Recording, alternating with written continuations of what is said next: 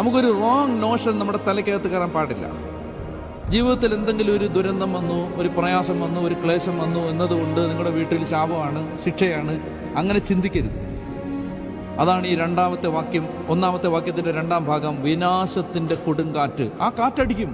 അതെല്ലാ ജീവിതത്തിലും, എൻ്റെ ജീവിതത്തിൽ അടിക്കും, നിങ്ങളുടെ ജീവിതത്തിൽ അടിക്കും. അപ്പസ്തോലന്മാർക്ക് അന്ന് സന്ധ്യാസമയത്ത് വീട്ടിലേക്ക് ചെല്ലുമ്പോൾ ഈശോയുടെ അടുത്തിരിക്കുന്ന സമയത്ത് പത്രോസ് ചോദിച്ചു കാണും, കർത്താവേ, എന്നാലും ആ കാറ്റ് അതെന്തിനാ അടിച്ചത്? ഒരു കാര്യം ഉറപ്പല്ലേ, നീ എഴുന്നേക്കും, നീ ശാന്തമാക്കും. അങ്ങനെയാണ് എന്തിനാണ് ഈ കാറ്റ്? എന്തിനായിരുന്നു ഈ കാറ്റ് അറിയാമോ?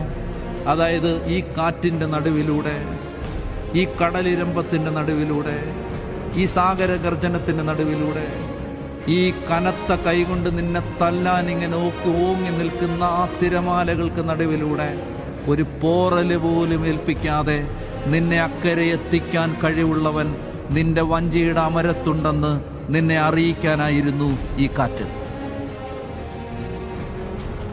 അതായത് ചില കാറ്റടിച്ചപ്പോഴാണ് നമുക്ക് മനസ്സിലായത്, കർത്താവ് ഞങ്ങളുടെ കൂടെ ഉണ്ടല്ലോ.